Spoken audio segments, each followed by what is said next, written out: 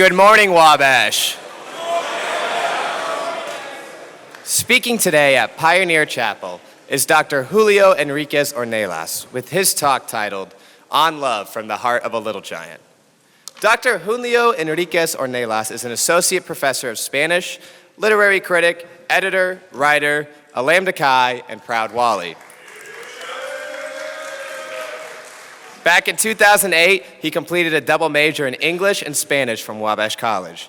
Soon after, he earned a MA in Hispanic Studies from the University of California, Riverside in 2010. Then, he took a gap year and moved to Mexico City with fellow Little Giants, and while there, he began his research on 19th century Mexico. During his time, he also completed a creative writing workshop at the University of California, San Diego, with Mexican author Christian Rivera Garza. He then went on to pursue a PhD in Latin American literature and culture from the University of California, Riverside. Soon after earning his PhD in 2014, he was selected as the postdoctoral fellow in Latin American literature and culture at the University of Tennessee, Knoxville. Then, in 2015, he began his career as an assistant professor of Spanish at Millikan University. This fall marks his 8th year at Millikan, where he now coordinates the Global Studies program and chairs the Department of Modern Languages. Over the years, he has been the recipient of dissertation awards supporting his research. At Millikan, he was named Coleman Faculty Fellow in Entrepreneurship. He has been awarded the James Millikan Estate Professorship in Education, and most recently, he was named the William Williams Professor in Global Studies. His research is rooted in examining transnational diasporas at the margins of Latin American Latinx and Mexican studies. His critical and creative work has appeared in España, Journal of the Midwest Modern Language Association, Textos Híbridos Alquema, Journal of Translation, and others. His most recent peer-reviewed article, Troubling Border Representations in Mexican Cultural Studies and U.S. Central American Cultural Studies, appeared in Prose Studies, History, Theater, and Criticism. He has recently published his first novel in Spanish in Colombia, Los Hijos de la Chingada. He is the editor of Critical Storytelling from the Borderlands. In this volume, his prose poetry will debut later this fall. His next book, tentatively titled Marginal Mexican Representation in Fin de Siècle Popular Print Culture, is under contract with Rowman and Littlefield. All of this work often informs the content and focus when teaching his undergraduate students at Millikan. Now please join me in welcome Dr. Julio Enríquez-Ornelas.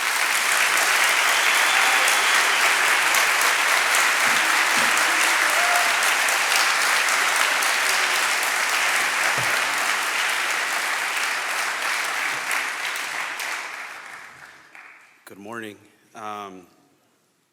All I can say after hearing that is I haven't stopped working since I left Wabash, and that's kind of where I got my work ethic from, right? So a lot of hours at the library, a lot of hours in front of the computer. But I'm really excited to be here today, and I'm hoping to read what I wanted to share with all of you today, and it'll be somewhat brief, only because I'm hoping that we can have a dialogue, sort of a back and forth, and I believe we have that anyway at the end, right? If my memory serves me right. So I titled this, On Love from the Heart of a Little Giant, right? And just to give you all a little bit of context of myself, personally, I was born in Mexico, but I grew up in the West Coast in Northern California, and I started here at Wabash in 2004 and graduated in 2008. And some or many of my professors are still here, right? Like Dr. Rogers and Dr. Redding and Dr. Warner, right? Who advised us when I was Unidos por Sangre, or now La Alianza, and anyway, and some other professors who, and I'm not sure if she's here today, but Dr. Agata Sakata Brewer. Sorry if I said your last name wrong. But anyway, I was a double major, right? So anyway, I'll go ahead and get started. I begin today by simply stating thank you, Jonathan, for the invitation. I am honored to be invited today, and I am also immensely impressed by your leadership and dedication. And I don't mean to sound cliche or anything, but I never imagined having the honor to be here before all of you sharing my words today, especially not when I was a student here, when I sat back there in the corner terrified, my first my first time I came in here. If I were to say what my goal is or what I wish to convey during this chapel talk, I'd say my message today is that of love from the heart of a little giant. When I say love, I don't mean the one that comes in hearts stuffed with chocolates like the ones we give to those we wish to affirm our adoration for that one day in February. When I say love, I don't mean working out, resting, and finding a way to place self next to love so close we believe it. I'm not talking about self-love that comes with spoiling oneself and calling them acts of self-care or any of that. When I say love, I am talking about undoing and unlearning those inherited patterns of behavior that can keep us caught in an eternal loop of pain and suffering, guised as tough love, guised as love that often comes with words. I'm doing this because I love you. The thing about this learned behavior disguised as love is that it's hard to break these patterns of loving. And today I want to think about love out loud with you all, because after much thought, the definition of love I choose to hold on tight to and carry around with me is that in which love is defined as a combination of affection, respect, recognition, commitment, trust, care, and an open and honest communication. This love is one I must give and receive. This love is one I must give and receive, but it must be mutual. This love is also one I must give to myself always and unconditionally. I want to say I came up with this definition all on my own, but truth be told, I am unfit to claim or articulate this notion of love. Plus, I am still learning what this love means in action and not merely in thought, so I am still working on it. This love doesn't come to me naturally. I was not born into this love. This love for me is an ongoing process. It is a place I am still constantly attempting to arrive and stay at, but that day has yet to come. But when I do get close to this place where this love can be sustained, I find it is something I must constantly work on. Every day I strive to love myself unconditionally for who I truly am and not for who I believe I should be, nor for who I believe others want me to be. I want to master this love so I can love those around me differently in ways new to me. But what does that have to do with Wabash and being in this chapel today? And wait, did I forget to mention who taught me this love I strive to give and gain? I want to say it was my mother or my father, but that would be a lie. It was here where I received this love Bell Hooks so eloquently proclaimed and defined in her book, All About Love. Now, as I stand before you all, I can say that it was here at Wabash College where I took this love for granted from brothers, foreign language interns, professors, staff, and even lovers. You see, when I first arrived here, I arrived with very few things, but tons of baggage, tons of weight on me I didn't even know I had. Pain. It was pain that I held within me, pain that would burst out of me when I least expected. Avoidance was how I dealt with it because earning good grades was the number one priority back then. And I still remember the first time I arrived in Indiana, I was afraid and relieved. I was afraid of failing. I was relieved because I was no longer home. And I still remember how Samuel, the international student from Pakistan, picked me up from the airport and took me to Trippett Hall to meet Clint Gassaway, my admission counselors that night. This man with whom I had spent a handful of minutes on the phone and who upon my arrival greeted me with a level of kindness and care only my abuelita had ever shown me. And on that night, I remember seeing this very chapel for the first time in person from within Trippett Hall. And I remember what I said to myself then: this place is new now. This will be home. You will make memories and friends. It will all be fine. Somehow 18-year-old me found these words to uplift me at that moment. Then, after a few minutes, I was dropped off at the Lambda Chi Alpha house. I would be lying if I said Mom wasn't there over the phone. I talked to her briefly and reaffirmed to her all was fine when I really was scared, so scared. Remember, this is late. This is my first time in a long time leaving California. This is my first time coming to campus ever. My understanding of fraternity life back then was tied to tons of misinformation. I was dropped off, and the two brothers, David Wagner, then president of the house, and Kyle Coffey, then treasurer of the house, were busy working on things around the house to get it ready for the incoming freshmen. Both seemed shocked by my arrival. It seemed no one told them I was coming. As they both introduced themselves, I remember thinking they were tall. I remember mistrusting them because life taught me to do so for survival. I remember thinking, when does the bad begin again? And this is where this new definition of love I latch on today comes in. They showed me this love without knowing me. They made sure I had a bed to stay in and helped me make sure it was set up. This was my move-in day for college. This is how I began my college career. Then this love kept on coming from everyone around me, and I mistrusted tons. It came in the form of support and mentorship from my professors and upperclassmen. And for the sake of time, I won't go into all of the various anecdotes. Over the years, I've learned Wabash thrives and continues to shape young men generation after generation with love.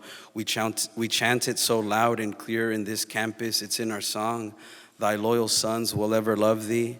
But long before I knew I was one of the chosen ones, one of the worthy ones to be loved, I did not love myself, not one bit. I did not know how to do so. I never learned this, so I assumed no one else could love me, especially not Wabash.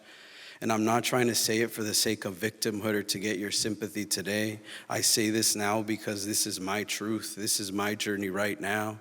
And now, over the years, I realized that Wabash is a place where you know you will always have a helping hand. Someone will always be willing to go the extra mile to be there for you.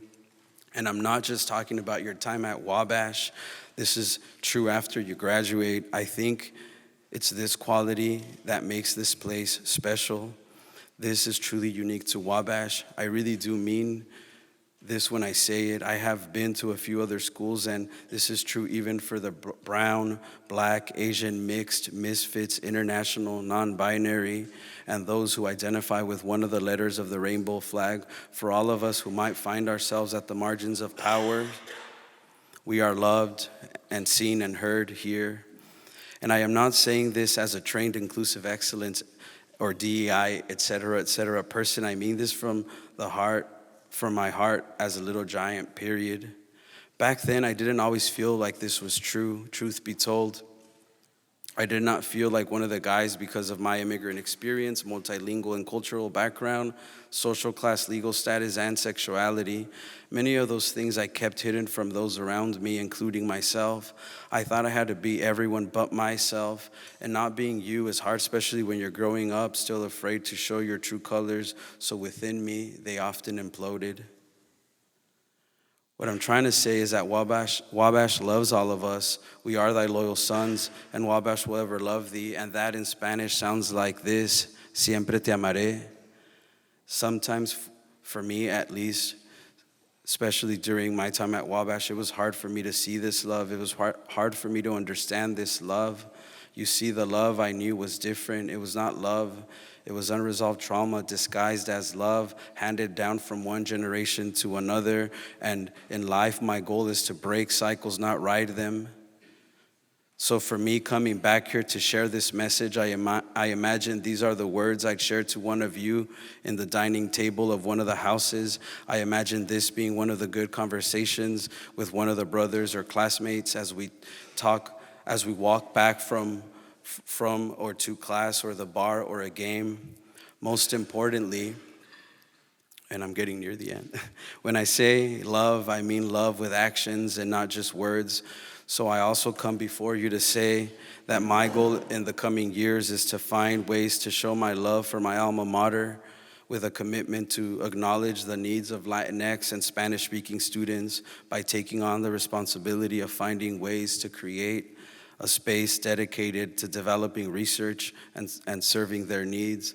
So what I'm trying to say is that we need an institute or center for Latino studies, and I often tell my students, you need to lead the change you wish to see in your community, because if not you, then who? If not now, then when? And I'm sure these are not my words, but the words of a meme I read online, and now think they're my own thoughts.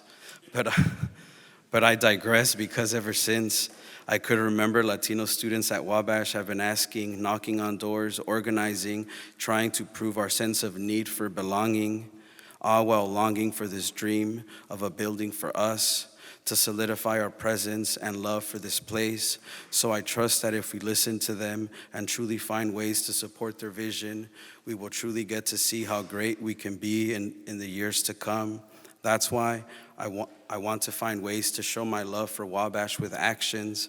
But until then, all I will say, I love you, Wabash. Siempre te amaré.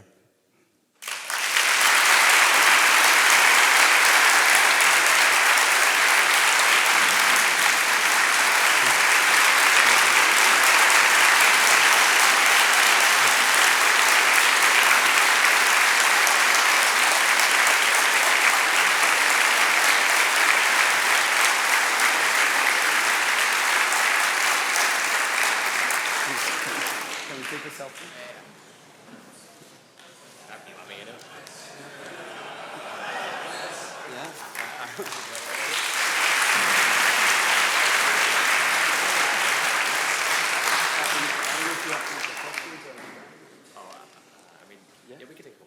Any questions or comments about what I just read, or anything in general?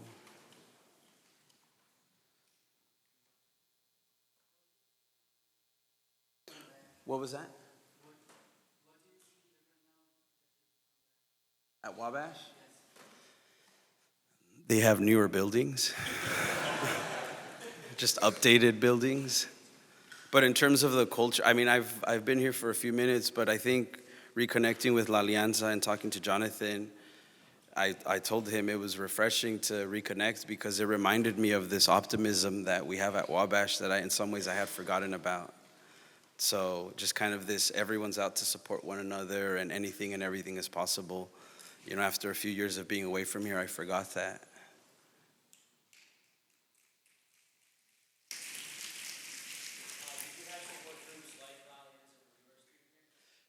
Yeah, I think the biggest support group was my fraternity, right?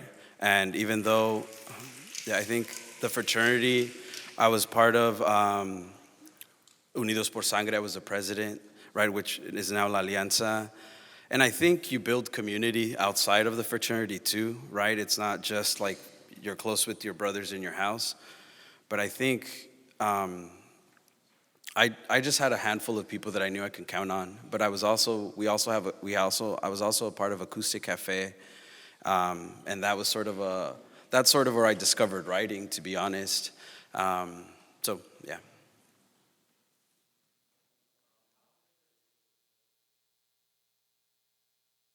You know what? I'll say this. I don't know, right? Only because I don't know what the Indiana Latino experience is. I have some assumptions, right? But I can say that it's growing here a lot. And Indiana reminds me of California a little bit, or the Chicago area. It just seems like we're not going anywhere. You know, and so when I was a freshman here, I remember I was doing some research with Professor Redding's freshman immersion group, and I was going to the archives to look at texts, like minutes of the YMCA group of German immigrants. And as we were driving out there, Tim, Fiji, we were driving out there, and I was like, oh my God, we have to stop. And he was like, why? I was like, they're selling street corn right there. He's like, how do you know? You know, and I was like, I just know. And so we went, and you know, he liked it. But I guess what I'm trying to say is, I think there are some differences, but if I were to think of some of the experiences that I've had with my students in Illinois, I think some of the fundamental differences in terms of what it means to be Latino is that it means many, many different things regardless of the state we're in, right? So even for people within California, it can mean multiple different things. But in terms of how we perform our culture, or how we take pride in it, it looks a little bit different. So for example, for myself growing up, I went to a high school that was predominantly Mexican. So the coexistence of both cultures was always there, right? We spoke Spanglish. We had a mariachi at our homecoming football game, right? There was never this like separation. But then I have students who are from Decatur, Illinois, who are very, very much in touch with their Mexican culture or Puerto Rican culture or Dominican culture, but they are able to fully participate in the mainstream culture outside of their home, right? Fully assimilated, not speaking Spanglish, not suggesting a mariachi for football games like I was when I got, anyway. But I think it looks differently for everyone, but I don't think there's a right way or a wrong way to sort of talk about the Latino community. I think if you speak English only, that's cool too, or if you only speak Spanish or whatever that might be for you. Anyway, any other questions? Oh, sorry.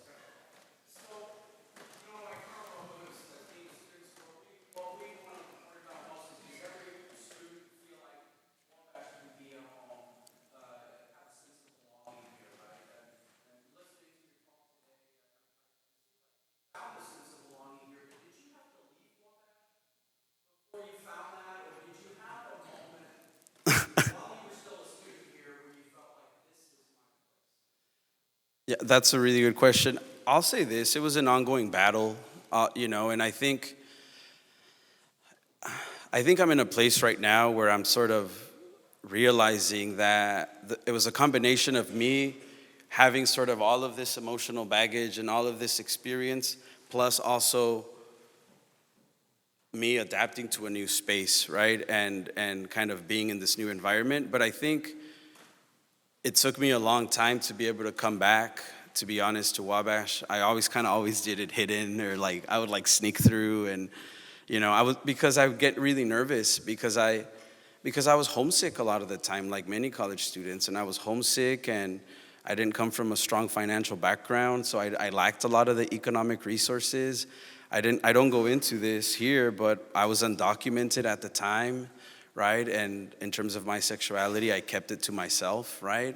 So there was that, but then there were also the moments where I was interacting with students from different racial and cultural backgrounds than my own, but somehow I was now the go-to like Latino dude on campus, right? And I came from a predominantly Mexican high school, and that was tough too, right? And so I think for a really long time, if I'm really, really honest, my relationship with Wabash was one of love and hate. Not because I hate the place, I don't hate it at all, but I learned what it meant to be a minority in the United States in a place where you're not part of the majority, right? So I learned that sometimes people will make comments, and they're well-intended comments, right?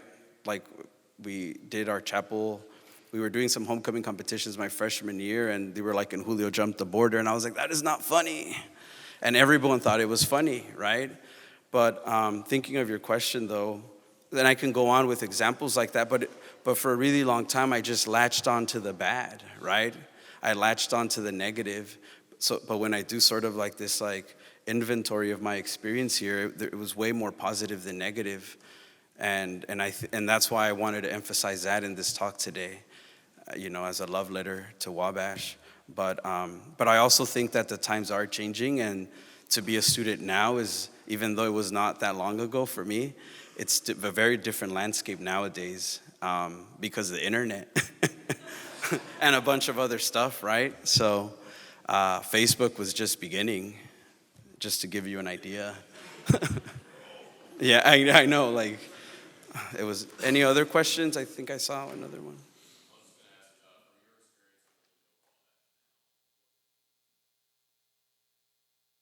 What could we do better? Well, that's a good question to get tomatoes thrown at me right away. I really don't. I'll say this. I think that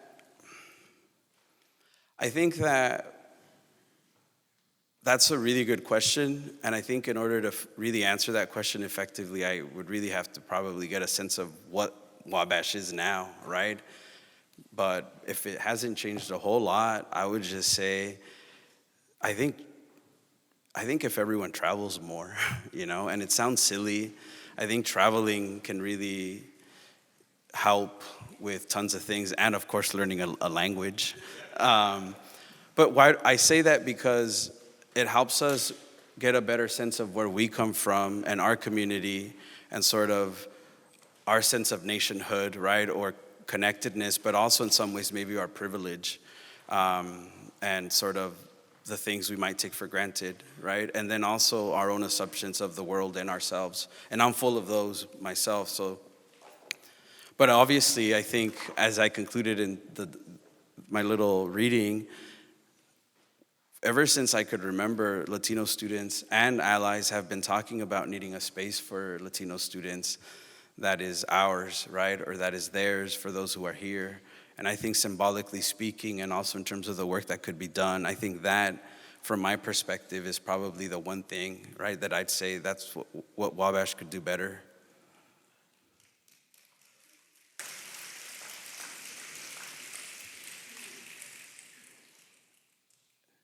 Any other comments, questions?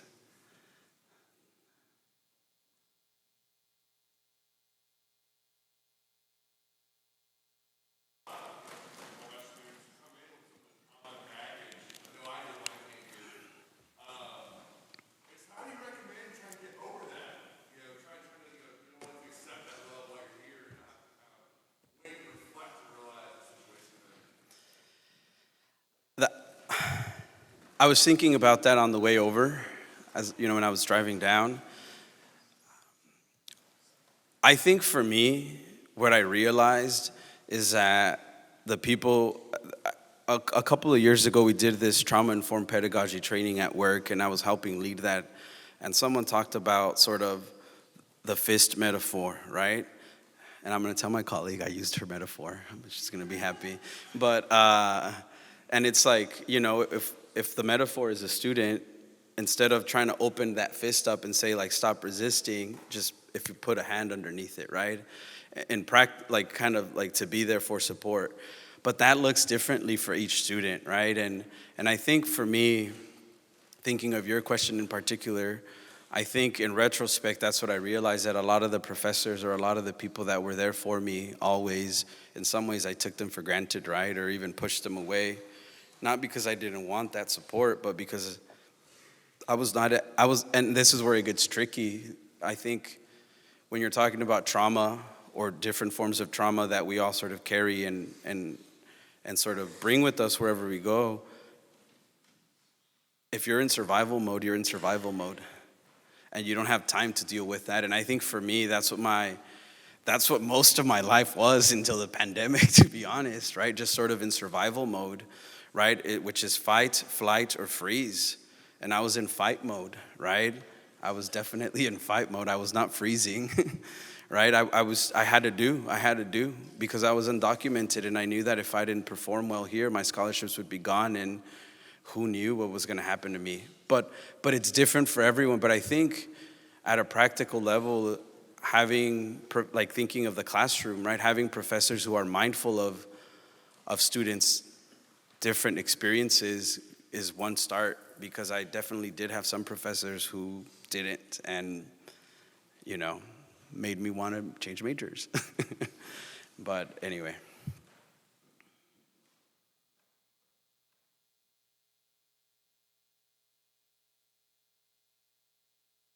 Like, let's clap back there.